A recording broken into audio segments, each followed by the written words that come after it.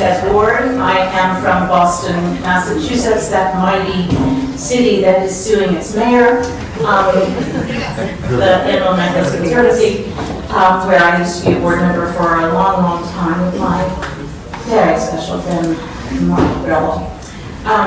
Before I introduce our values panel, I started my day with a walk, breathing actually, in Rock Creek Park. A wonderful example of open green space. I would encourage all of you, if you have 45 minutes, to do that.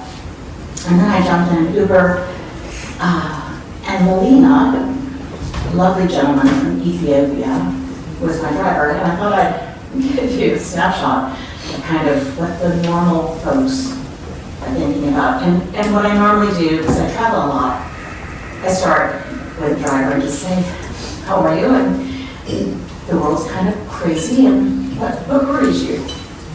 And I said, keep your eyes on the road, but go ahead and tell me. And he said, did you know that they tore down the East Wing and they ripped up all the streets? And I did. And he went, aren't you outraged? And I went, I am. And he said, that's my house. Those are my trees. I said, Lovina, how long have you been here? He said, 12 years. I'm a citizen. My father is here from Ethiopia. My 3 children were born here. He said, I'm mad. And he said, do you think there's something we can do about it? And I said, well, it's kind of hard to build it back. It's going to be tough because many of those were heritage trees. But they'll have an opportunity to plant again.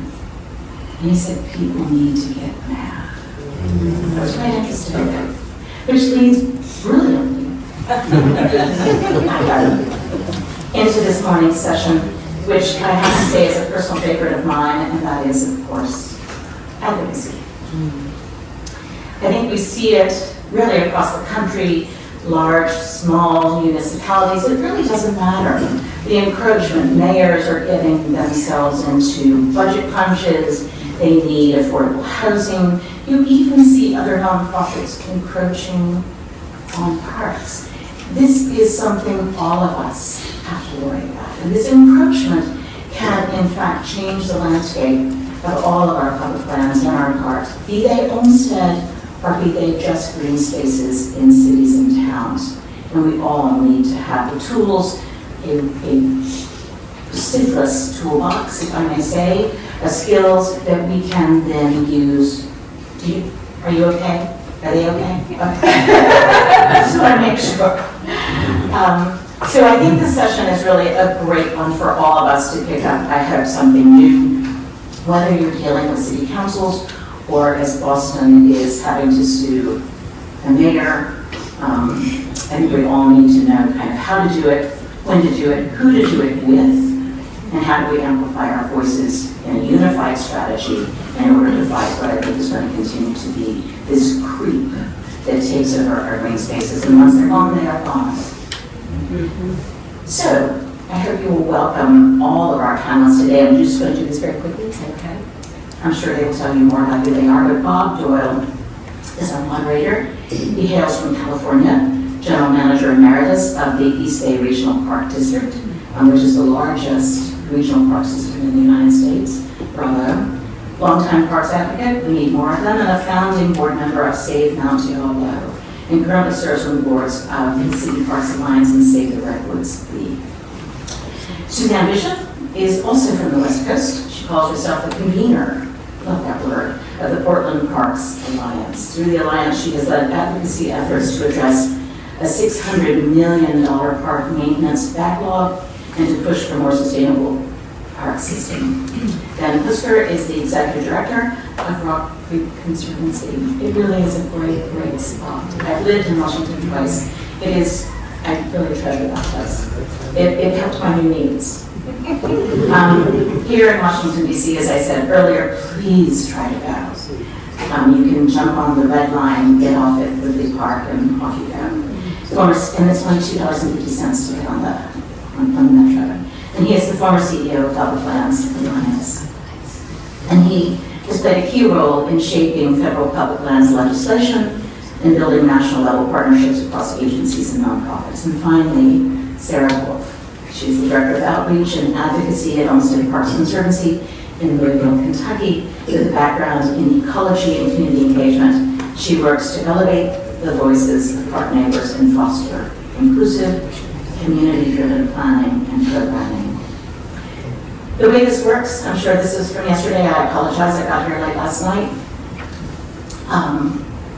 We're going to have him present.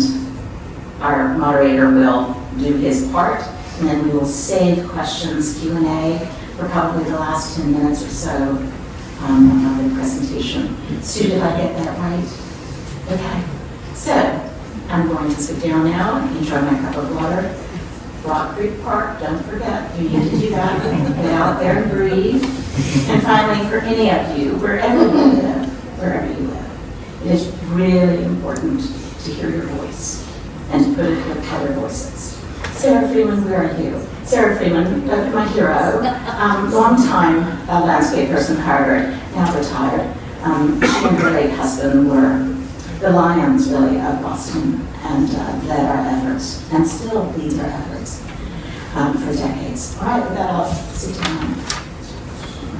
Thank you very much. Thank you. Thank you.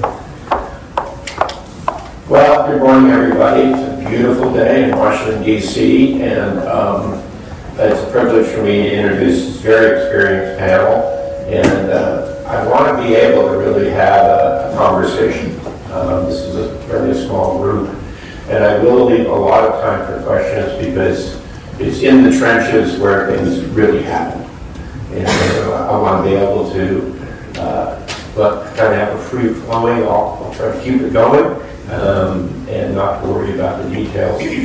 But before the U.S. government had to shut down, and we put it in the wrecking yard basically at this point. And before wrecking balls took apart one of the most iconic places in the United States, there was always challenges from the very beginning for parks. And advocacy at a high level, at a local, at a federal, state, and local level, at a community level, has always been key. And when I talk to younger people, they're surprised when a big, hard challenge happens. And that's the rule, not the exception. And when you really look at the history of parks, the Olmsted firm, of advocacy in general, it's always been that way. And we tend to look at the times that are good and think that's normal, and everything's going to be smooth sailing. But what do we do when it's not? And that really is the role of advocacy, to level out the bad with the good, to make sure we can survive in these park systems that go sometimes from having a lot of money to no money, from political support to no political support. But that's the way it's always been. And in my introduction, I really want to talk about that. When the very first time that a national forest reserve system was created, it flopped. And with Gifford Pinchot really trying to get all the right people in the right place to get to Congress and create something that never existed. It was all public domain. There wasn't federal property. There wasn't parks. There wasn't. So the forest system, the public lands, the national parks were carved out of the public domain. And in the process, back in the 1800s, it was all up. It was up for sale. It was up for giveaway. Homestead Act, Minerals Act, Timber Act were the dominant, not public land, not public use. So the very beginning is really interesting to me, because had it not been that the federal lands, the government lands office, did not have enough surveyors to get into the mountains and survey the property so they could sell it off, so they could have the Homestead Act, so they could give it away.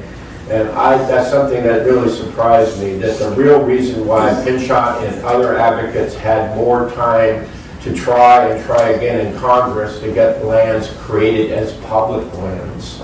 It was because these surveyors were too busy cutting up the fertile land and giving that away.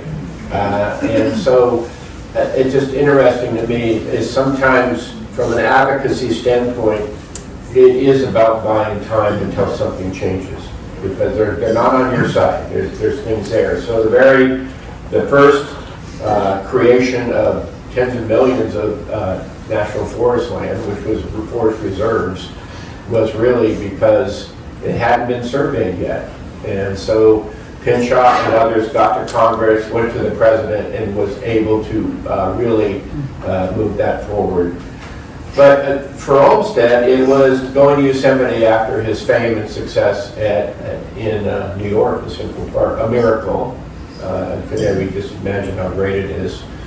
But he went to California to run the Mariposa mine, and then got connected to Yosemite and was appointed to the commission.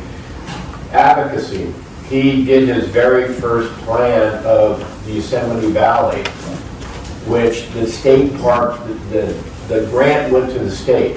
There was no national park system. And so he was able to do this plan, visionary plan. He loved Yosemite. It really changed a lot of his points of view about landscape. But it was buried. So that's your very first chance. Here's Olmsted, comes to California, does this incredible plan of Yosemite Valley. Too costly and very much too expensive for management and too conservative because he wanted to preserve most of it. So that's really the very beginnings of opportunities and disappointments. And so it wasn't until John Muir came along and really, with Robert Johnson, was able to come in and really be the advocate for national parks and for Yosemite that really changed it. So Olmsted was there in the very beginning and really tried and failed from that standpoint. And it wasn't until later that we had the national park. This is a situation where the national park was taken from the state park because the state park wasn't, they're letting it go. They wouldn't spend money on it. So it's an interesting difference that way. So I want to start with Dan today. Dan is really an experienced advocate, both with as public lands advocate, but also here in our host town. So what I really want to start with, Dan, is just give your experience and allude your background and give the folks here today a sense of what your perspective is and the things that you think are really important. Thank you. And thank you all for being here. Is my mic working okay? No? I thought I had turned this on correctly. I saw a green light and everything. I see a green light too. Is it getting any better? Okay, I'm going to talk really loudly, at least to start, until Victoria tells me otherwise. Okay. First and foremost, yes, please come to Rock Creek Park. And I didn't know that I could not only tell you how it would help calm you and give you peace and a sense of sanctuary, but apparently it helps your new knees too, and that I had not realized, but I believe it's going to start becoming part of our advertising. Second, as was mentioned, I just want to make sure you're all aware of two timelines. I have been involved in this public lands world, this national park world, for over 20 years. I've been involved in the Olmsted world for 3 months, so forgive me as I am learning so much from you while I am here. I started my career as a park ranger, GS5 out at Mesa Verde National Park in Colorado, and I spent my days that first summer spending 60 to 90 minutes at a time taking dozens of tourists down into the canyons, through a cliff dwelling that the ancestors of the Pueblo people had built, and getting to get them excited about the thing I was already excited about. And they pay you for this. It wasn't too long later until I found my way here to DC, working for the National Park Foundation. As a former NPS person, I was put in charge of government relations work. And at that time, that really focused on policies related to partnerships. How were we as the National Park Foundation able to do things as a nonprofit partner with the Park Service? Or where were the barriers and the challenges in that?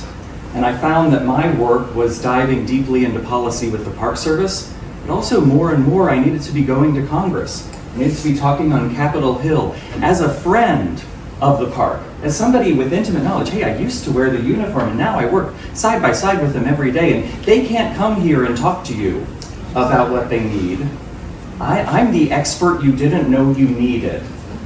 And all I did was come in as their friend that works with them on a day-to-day basis. Anyway, fast forward to a much more recent time. I spent many years at National Park Foundation. For 12 years, as was mentioned, I led Public Lands Alliance. I've worked at this national level for parks, forests, wildlife refuges for a while. But I've been thinking for a long time, I miss those days at Mesa Verde. I miss that opportunity to work locally, to get your hands dirty in a different kind of way. Believe me, they can feel dirty when working with Congress, but this is a different kind of way. And I'm just very fortunate that I was selected earlier this summer to be at Rock Creek Conservancy. We see it as our mission not just to conserve Rock Creek Park that we all know and love, the 1,754 acres right here in the middle of the city. Central Park, eat your heart out, we're double your size. The Rock Creek Conservancy itself, Rock Creek Park itself also manages a number of the small parks here in Washington, D.C. They manage about 3,000 acres total. We also, though, have a very strong relationship with the parklands in Maryland that surround the rest of Rock Creek, the flowing stream that gives so much power to our park. And there are another 4,000 plus acres that we're working with there of parkland managed by the county. And so we work hard to make a difference there and to ensure, as I did back in the day when I was a tour guide at Mesa Verde, I kind of feel like it's the same. My job most of the time is to try to create accessible points for you to come into my park, for me to get you excited about the things I'm excited about. And then we can go tell the people that matter about that. So Dan, just briefly, when your nonprofit, when was it created? When was the... We were 2005, almost 20 years ago. 20 years ago, okay. I'm going to skip over to Sarah now. Sarah has an incredible amount of experience and history, and it gets to be an Olmsted Park Conservancy name, so she's got a very important name, including the Olmsted in there. And so, Sarah, you've really been through a lot in your community, and you've had not just your main job, you've done a lot of other things there. So give us that background and what's going on. Okay. So about 25 years ago, I moved to Louisville. And the reason I moved there was because of the park system and because of the neighborhoods. And this was before I knew anything about Olmsted. And I went to the University of Louisville and studied ecology and did a lot of global climate change research in our parks.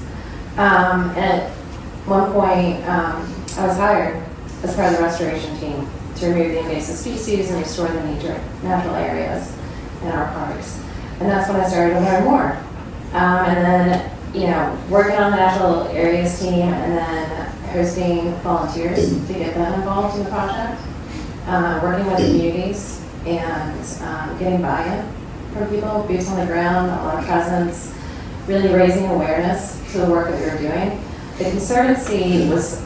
Our conservancy was formed, it started out as a friends group. Years of neglect, as we all have faced, with historical parks and cuts to funding. And then a tornado wiped out all the trees in one of the parks. And so the friends group worked with the mayor at the time, and they formed the Olmsted Parks Conservancy in 1989. And I think what the Conservancy has done right when they first formed, they focused on one project in each of the 3 flagship parks. We have 17 Olmsted parks. We're one of only 4 Olmsted park systems in the world. And a lot of people don't know that. And a lot of people in Louisville don't know that. I didn't know that when I moved there. So they focus on kind of a wow factor project in each of the 3 flagship parks. And, you know, I think that's got a lot of people interested in the work that we were doing throughout the community. And then we started the ecological restoration. So we got the history buffs, we got the nature lovers, and then more recently we've been going into the communities and really getting buy-in by having individual friends groups around each of those neighborhood parks and getting their input into programming and projects that need to happen. And so that continues to raise the awareness for our organization and to, you know, build an army of advocates to help us do the work that we need to do, and try to give the buy-in and support for our work. I think that we have, you know, so now we have the community members that love their neighborhood park, we have the history buffs, we have the nature lovers. And so that really is what Olmsted intended for our parks. You know, no matter why you go there, these multi-functional spaces that everybody, whether it's to find respite and take in the view, or if it's to build community in these democratic spaces. And I think that we have a job to do still. Like I said, not everybody in Louisville gets it. Perhaps even our leadership. And so it's trying to elevate who we are as an organization even further, and doing that education to let everybody know the national significance of our park system in Louisville. And it's part of being here. It's part of working with partners back home, whether it's at the grassroots level or the regional level, or working with the Olmsted network and you all, and helping us to meet that goal. Sarah, you have a passion of the intersection of environment and social justice. Mm-hmm. And I think that to me is the heart of Olmsted. Mm-hmm. That one of the things I just so passionate about Olmsted and the firm itself, Pass Through the Kids, is this sense of social justice and of communicating a bigger picture, a bigger philosophy, not just a design, not just a beautiful park, mm-hmm. but the philosophy. Mm-hmm. And it's something that I haven't seen anywhere else to the level that Olmsted did to really talk about social justice. And so I know that's been a passion for you, and I really want to thank you for that too, because it's very important. It's kept me around for 20 years. So moving way out west, as most of you know, both Frederick Law Jr. went to California and did the state park system, had his own challenges, but John Charles went to the Pacific Northwest and did a lot of the parks from Oregon up. And so Portland is, if you've ever been there, it's an incredible park system. And I want to just have Suzanne really talk about that system and your role in it. And you've been trying to, I always say, herd the chickens. And so, Suzanne, really give us a sense of that system and of your work and your passion for it. Okay, mine doesn't work either? I'm the lucky one. Okay. I'll try and yell. Can you hear me? Yeah. Mason is beautiful. And hard to get to. One road. So, John Charles Olmsted was asked to come to Portland to help the brand new baby park superintendents design a park system. At the same time, they split the cost with the Lewis and Clark Exposition group that was had hired the firm to come design the fairgrounds. So he came out, and a gentleman named L.L. Hawkins toured him around the city of Portland, which is geographically really, really quite lovely. There's a river, the Willamette River goes north-south through the city. The west side, which was early developed, has a ring of hillsides around it that you couldn't get through to, originally to get to the west of the city. And then the east side is pretty flat, except there are lava buttes that start just in the southeast quadrant, and they're just, so you can go up. What I'm trying to get at is you go up into the hills of the west side, and you can see up the Willamette River, down the Willamette River, the lava buttes. It's a spectacular geographic location. And L.L. Hawkins took them around on horseback, and in my opinion, L.L. Hawkins said, here's what we have. Here's where there should be beautiful parks. And John Charles Olmsted wrote home to his wife every day and said, this place is incredible. He said, but I'm afraid there will be no money to build these parks. And he was prescient, he was right. But what he did was he wrote a plan, and he said, you should have parks here, here, here, here. It was a ring around the city, a lot like the Emerald Necklace. And he said, and this is how to run a park system. And he was just as brilliant as his father. You read it and you go, unbelievable. He inherited the brilliant foresight, that kind of foresight in how to run a park system. And a couple things he said was, do not let politicians run your park system, and the other thing he said was it was almost number 1, 2, and 3. Dedicate funds to maintaining your park system. And we've all found that it costs more to maintain what you've built than it costs to build what you've built. It's just, keeping it up costs more money. So I started out as an Olmsted freak.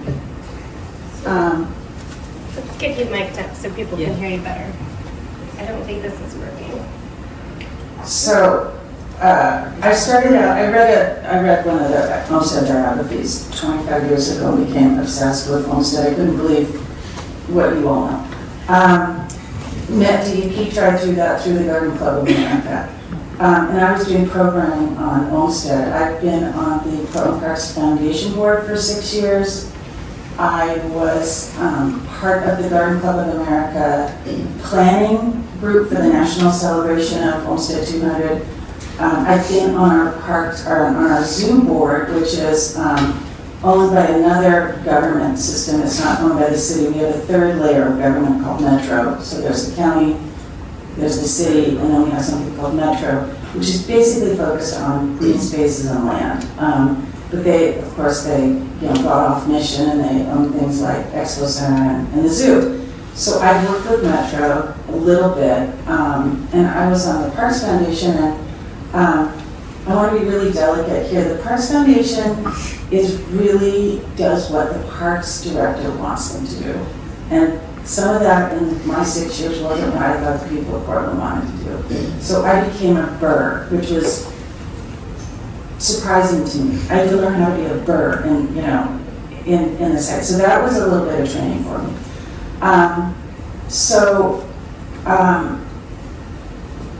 What we've got in Portland is, what we had in Portland was a system of government that was unique in the whole country. And it was difficult. One thing there was no capital maintenance done in our parks or across the city in any bureau. So we have billions of dollars in deferred capital maintenance, and particularly in our parks.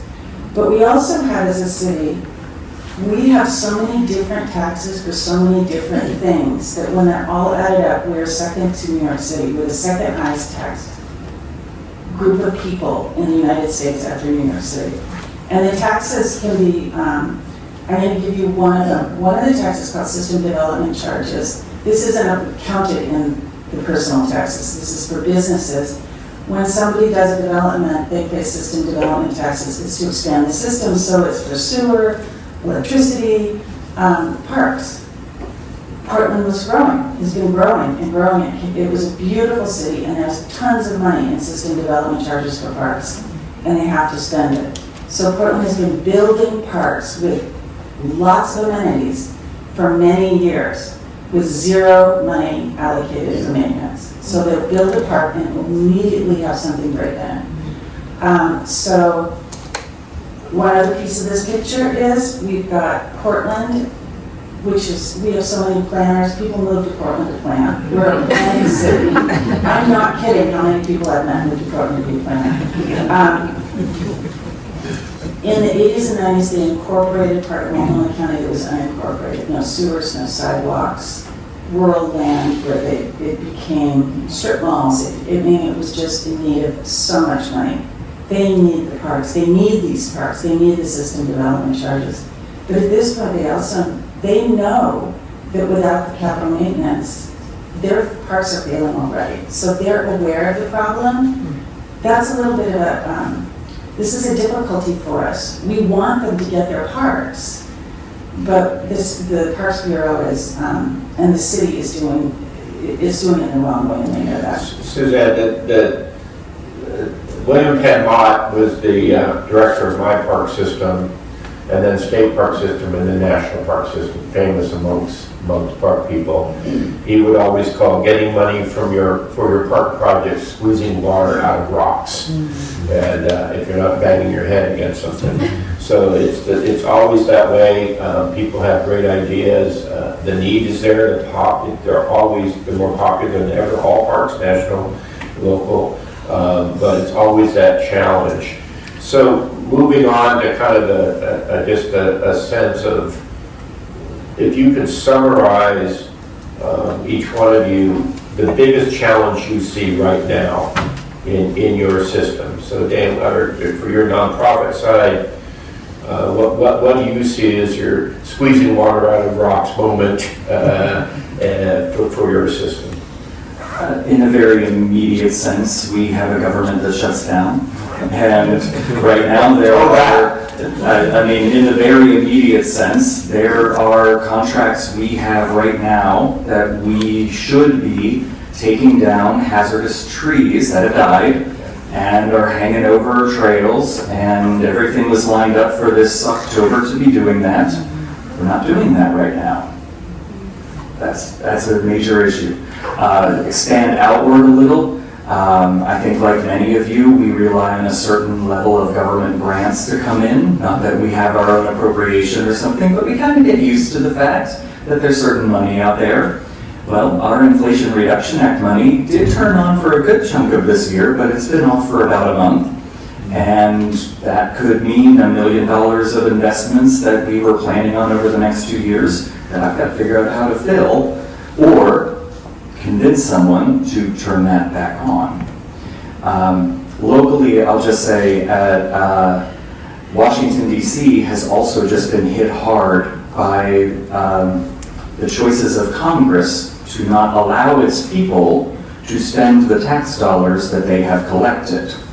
The House has put a cap on the amount of money we were allowed to spend locally in our budget this year, and there were huge cuts to the environment generally, to the Parks Department here in DC, and we do work outside the boundaries of the park as well, working on green infrastructure maintenance and other things, because it really affects the creek that we're here to preserve.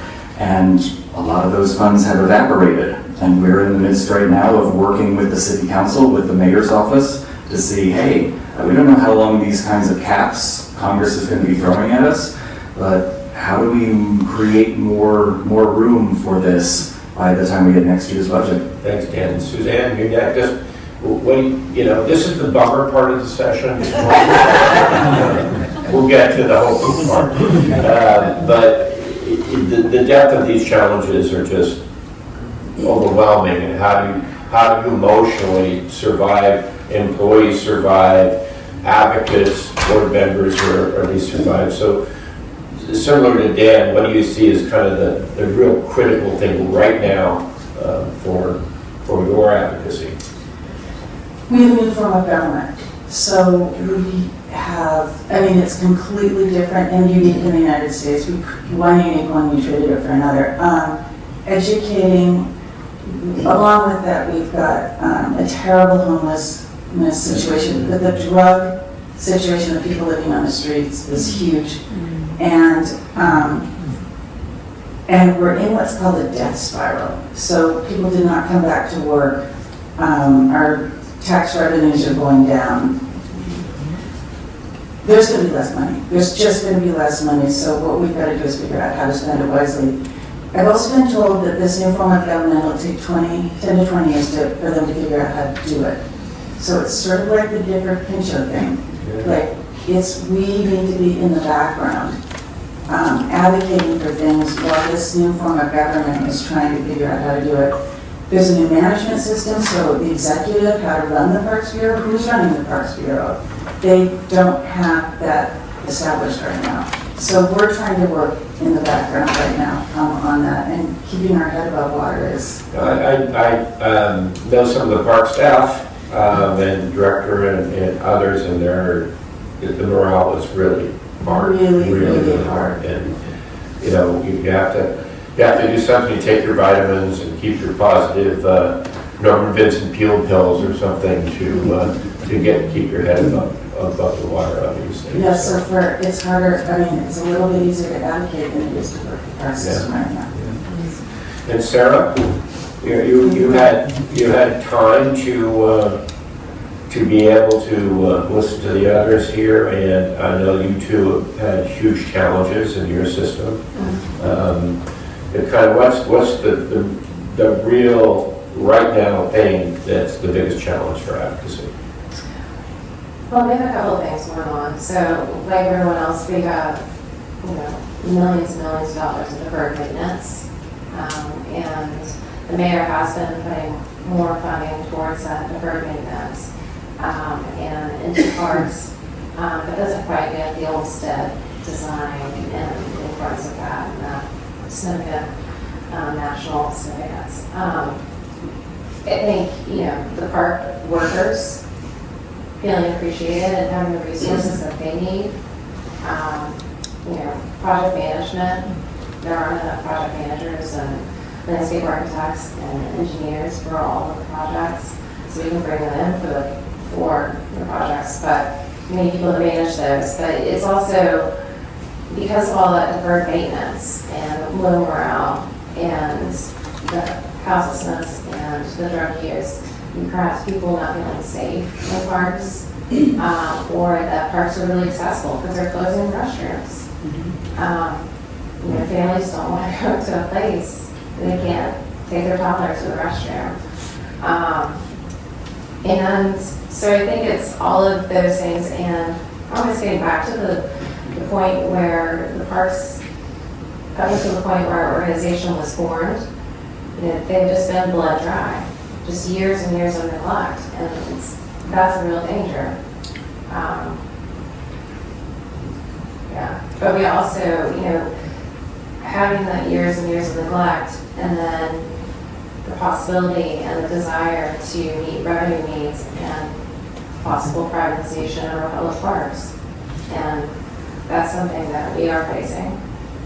I think a lot of us remember Central Park in the 70s and 80s when it wasn't safe to go there, and some of the other parks that were Olmsted parks, there was a lot of neglect there. So I think New York's unique, both with money and energy, but it's an example of what kind of a resurgence of a park that had gone downhill really coming back, and that was really the nonprofit side of that really doing that. So I think that's really important.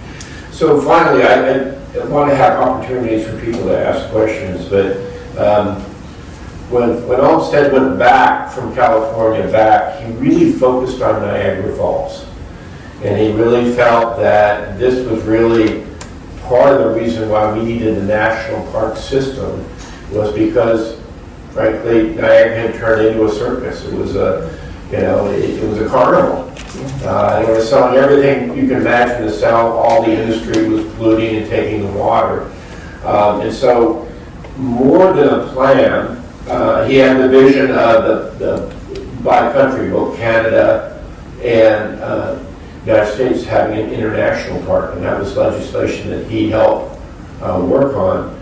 But when we think about advocacy and who really do you enlist to help you lift it, I just kind of laughed when I saw his letter writing campaign to create this international park to clean up Niagara Falls was Emerson, Longfellow, Darwin,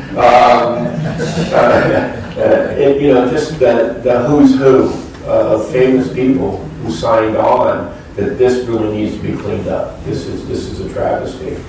And I think today with Advocacy, anybody that works nonprofit or public always thinks about who lives in the neighborhood. What corporation really happens to love my park? Who's elected that is influential, that really happens to jog in my park every day and didn't know that? So you have to think about what are the tricks you can use to influence people. And I've done that many times. But in California, Olmsted, Flo Jr., after he did the state park plan that was so successful, did an incredible plan of the entire LA County, which is huge. And exactly the same thing happened that happened with his dad. They buried it. Real estate, we don't want all these parks, we don't want to pay for this.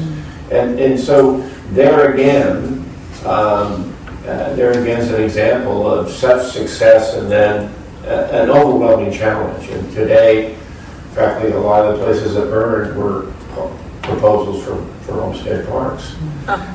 So it's really a challenge. But then he came up to the Bay Area and worked on what he called his little plan. And he had to be convinced because he was exhausted from the LA plan. And he was exhausted from doing the 28 plan for state parks at first. But in 34, he came up and did the East Bay Regional Parks little plan. That encompassed about 3 to 10,000 acres as a goal. Today it's 73,000 acres. So that wasn't done by Olmsted, but the first vision was there, the bigger thinking as the Bay Area grew. And it was all farmland. It had University of Berkeley there. It was all farmland. But it was the inspiration for then other people to carry on. That's in the heart of the Depression. They're creating a park system. And so that has lived on in the Bay Area, around the whole Bay Area now with parks. We're trying to do a ridge show around the entire Bay Area. And it all is individuals in different areas being the advocate, and individuals are so important. For the East Bay Park, we call it the little old ladies in tennis shoes, not my quote, but they were the ones that never gave up. They were very influential. They would dog the general manager, dog board members, because it is an elected board. And so it's just an example of what can be done. So for the last kind of perspective on this, what do you think the most important lesson you have learned or you think people need to know about advocacy? So Dan? Make friends early and often. Please don't go in for your first time with a complaint. And build your organization to understand, though, for a lot of us in the fundraising world, we have to think about how we're bringing people in through a transformative vision, and this is more transactional. So think about the dollars and cents of who am I bringing onto my board? Do I have people on my board that, in addition to being able to further our mission in the broad ways we care about, have access points to your mayor's office, to your city council, to your Congress people? Are we bringing people into the fold that we know we can use to call on and come in? Get into the rooms you need to get into. A second thing to be mindful of is we are often, especially those that partner with a government entity to help manage a park, we are privileged to certain kinds of information, and one of the things always in my mind as I'm going to advocate is who do I need to protect by how I frame what I'm advocating for. I have very specific knowledge to share with you, but I can't get the people who are giving that to me in trouble all the time. It's worth thinking about, how you're doing that. And the final thing, I really loved when you mentioned you got to the point where you decided you needed to be, at least for a particular thing, a burr. It is the hardest thing to keep your eye on. How long, what are you able to do to stay seated at the table where decisions are being made? And do you ever reach the point where you have to make the break and say, no, I now have to make a stand that means I might not be at the table where the final deal gets made? I tend to think our kinds of organizations benefit most from staying at the table as long as we possibly can. But that's always a decision you, your board, your community have to be making yourselves. That's so true. And so I have my list of the important things. It turns out, a community activist. Did not know that's what was happening. But DDP Trek came to Portland and told me I had to set up a working session. I didn't know what she was talking about. I invited some of the Parks Friends groups to come. They insisted on meeting monthly. And I had to say, what is the void? So I landed here and I just need all the advice and so what is it that's worked and what's been so crucial? It was the Friends groups who started this, who said, we have to keep meeting. So I think there were 20 people in the room a year and a half ago, and now there are 75 people meeting with us monthly. And they're from, I think we've got 45 different Friends groups, but there's also other organizations that are working in the parks. One thing I do is when somebody wants to join, and people are constantly wanting to join, I send them who we are, how we decided to incorporate, how we make our decisions, and then I talk to them on the phone, and it's for an hour. What are their issues? How far can we go? How can we help them? The first thing I had to do was get a kitchen cabinet of advisors. I didn't know what I was doing. These are the people that have been aware of capital maintenance backlog for a long time. One of them is the former Chet Baker of our state newspaper. You know, his name is known. He was the guy at the papers forever. 3 of them were on the Parks Advisory Board. These are the people I met, and I said, you guys, you have to meet with me once a week. And there's just no way I can do it without them. We got a financial analysis. She is an analyst. She was an analyst of the CIA. She reads the city budget and takes it apart. And then I started reading. You can read the city budget, and our budget office was telling our Parks Bureau, you're on 3 fiscal cliffs. So I got a lot of data. It's so important. And it's when you go talk to somebody, if you have data, they can use it. They didn't have it. They're not going to sound like an idiot when they talk about it. Data is huge. The other thing we did was, the first thing we did was I said we got to have a finite number of goals and we can't add anything to it. I only have so much bandwidth. And we can't dilute it because our group is really spread all across the city. They have all kinds of different needs. We can't start doing little things that are going to divide our coalition. I was told, don't organize. Do not have a board. Do not set up committees. Don't organize. And that, I didn't understand why. And I said, because people will try and co-opt you. So I'm like, I don't even know what that would look like. But I couldn't call it people members. They had to be, our participants. Sure enough, right away, a group that works with parks, who's officially supposed to be working with Friends groups, spent a lot of time trying to go up with us. So for us, it was don't organize. Wow. Don't underestimate the value of an out-of-state expert. Was a piece of advice. Do you know Mike Hauk? Do any of you know Mike Hauk? He was on the board here. That was Mike's house advice to me. So there are a lot of people that who are older, who are my advisors, who give me advice, and I just put it in my pocket and try and do whatever they say.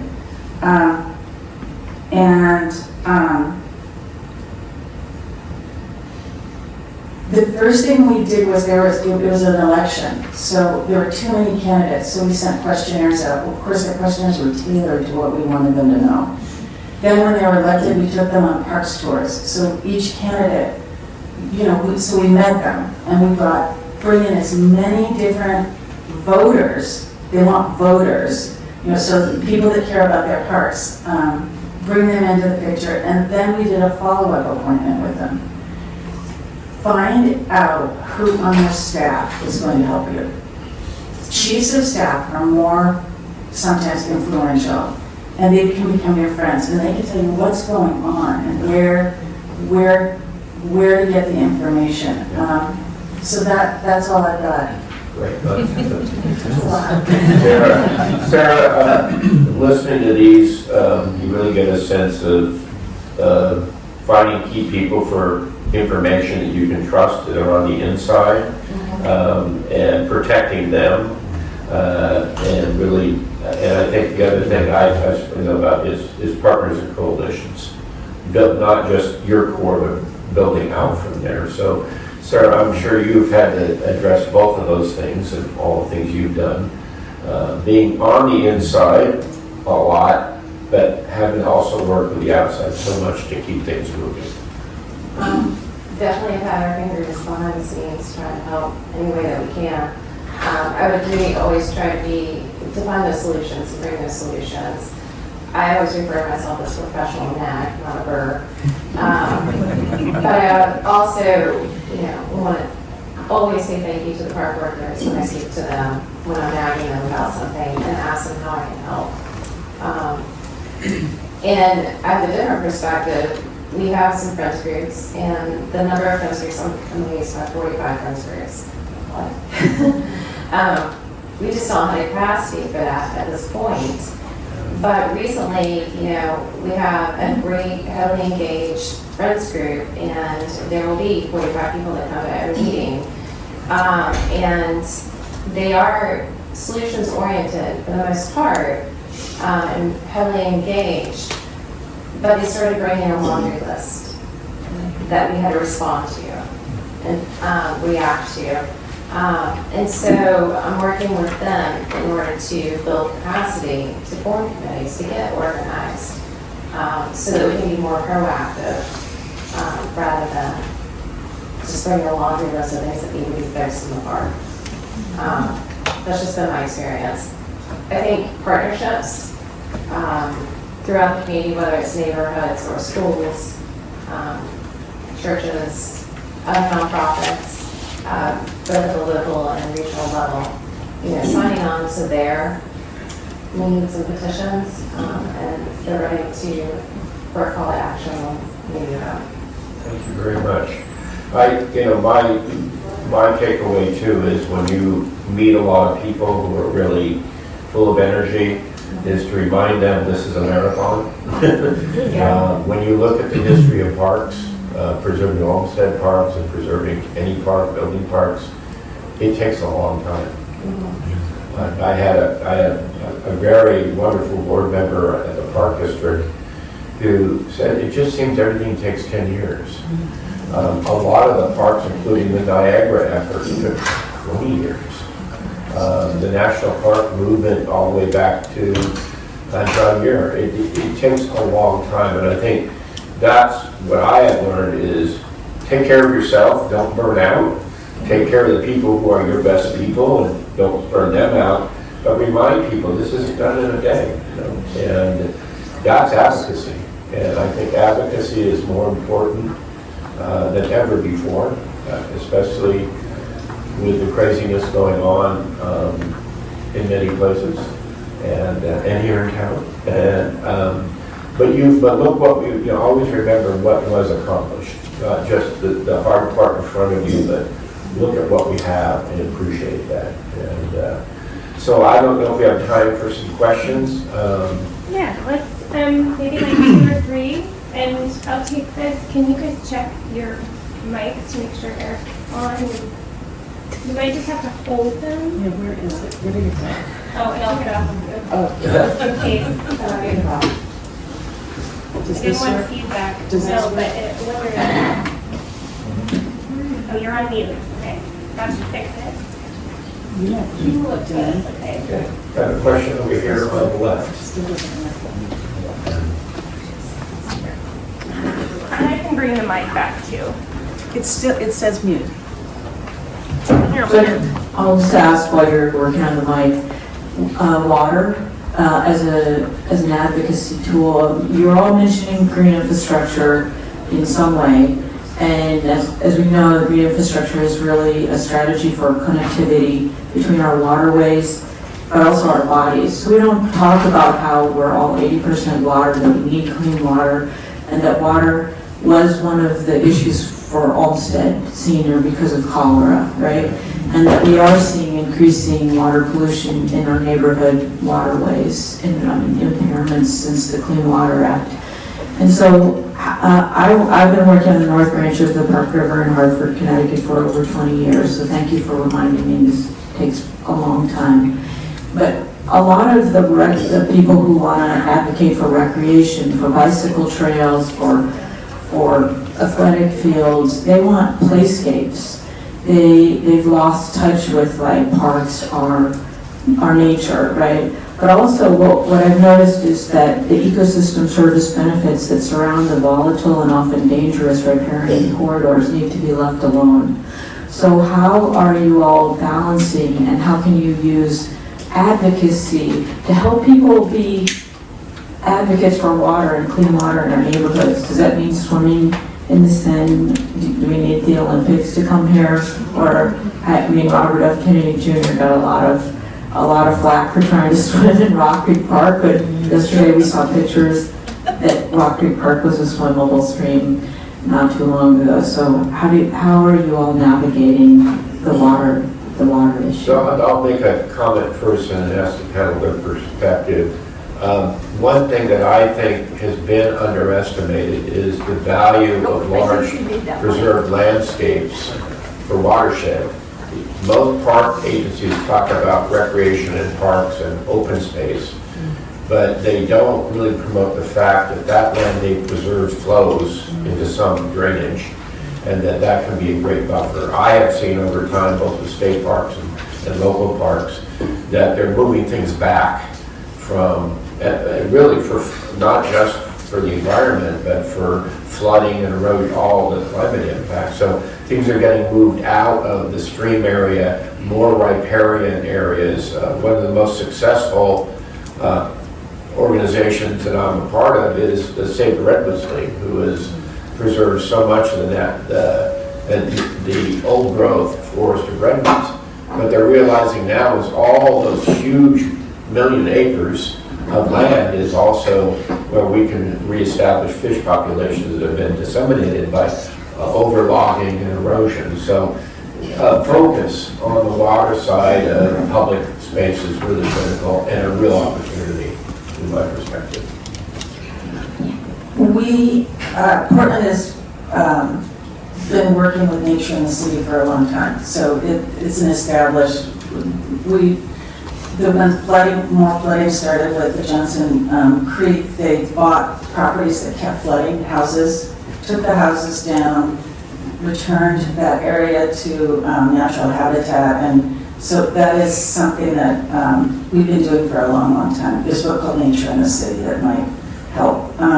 But there's a new something that we just signed on for, and it's called River Cities.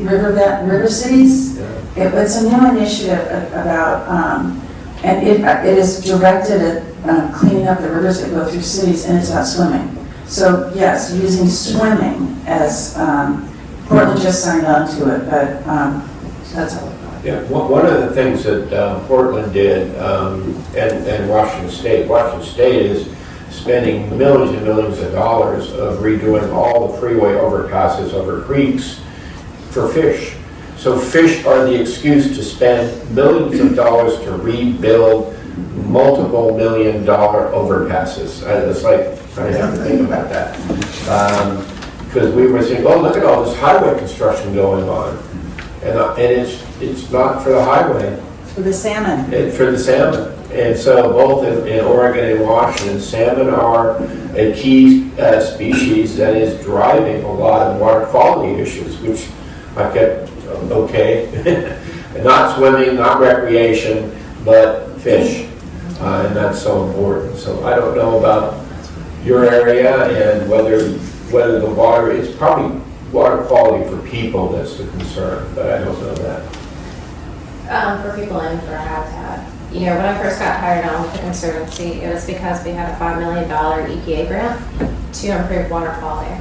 So that included removing the invasive plants, which can affect the soil quality, and to reduce erosion, and to do demonstration projects to test out different ways to help mitigate and improve the water quality. And we've also done riverbank stabilization projects. In our local municipal sewer district, MSD, they require that, if there's an addition to any impervious surface, that there is something put in this place to offset that and to be able to capture the stormwater. We do pollinator gardens and rain gardens, bioswales, and that kind of thing, impervious parking lots. Are you making that connection to public health and water?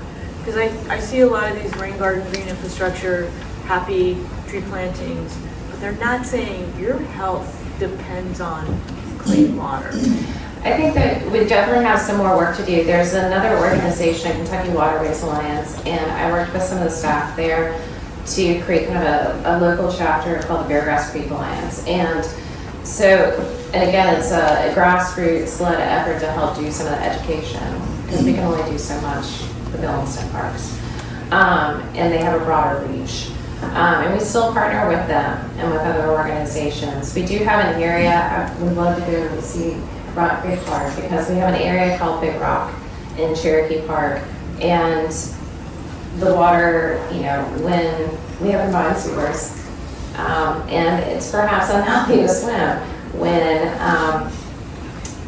it gets heavy rains or when it gets too dry.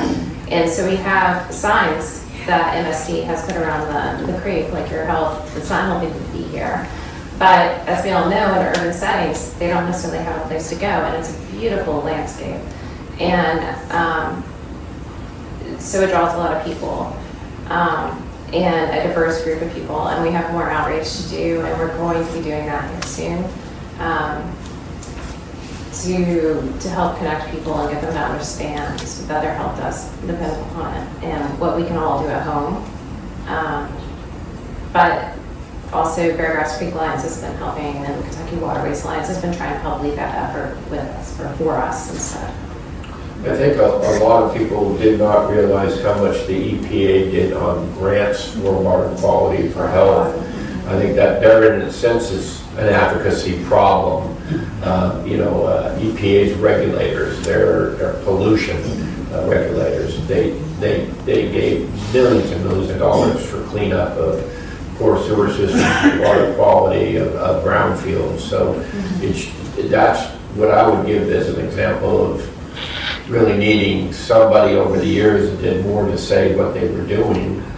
That was a problem with the Land and Water Conservation Fund, which gave out millions and millions of dollars to every park in the nation, and Congress didn't even get any thank you for it because they thought it was all local. So that advocacy, that's just another really good example of, and we were able to get Land and Water fully funded, and now that's, it's fully funded, but where's it going? So that's just the advocacy issue at all levels is just so important. And Dan, because we're here, just Rock Creek, tell me what the water issues there. Yeah, one of the things that Rock Creek Conservancy sees itself not just as a park partner, but a watershed organization. So over the years, we have tried to reconcile that, hey, we're really working on this protected land, but at the same time, where can we find opportunities to partner with city government on changing downspouts in areas surrounding the park? Where can we create partnerships with local plant nurseries and others so that as we're telling the story of what invasives we're really trying to tackle and are harmful in the park and the millions of dollars that get spent trying to remove them, here are some substitutes in your yard next door that you could be doing.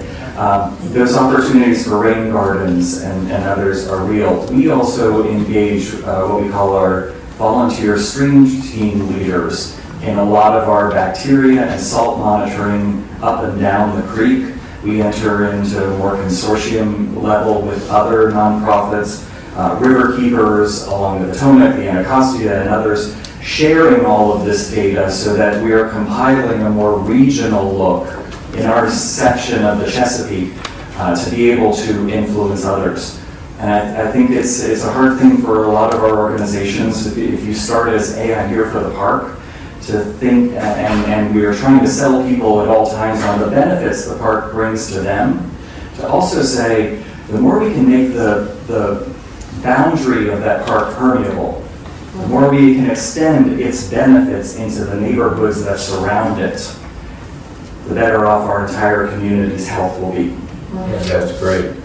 So, yes. Tribes. Partnering with the tribes, I don't know if you've got, in the Pacific Northwest, along the West Coast, tribes often have a lot of money from gambling, and they're very concerned about the environment, and it's a great partner in tribal students, it's a great partner on conservation issues. That's certainly a very big thing with all the casino money coming in, that they can't always do all the big things they want to do, but restoring fishery, restoring that is an important, certainly have a big issue right now on the west coast of the nation. I'm not sure how much out here. So we're pretty much out of time. I don't know if there's one more burning question, but we're ready to. Okay, please give this wonderful panel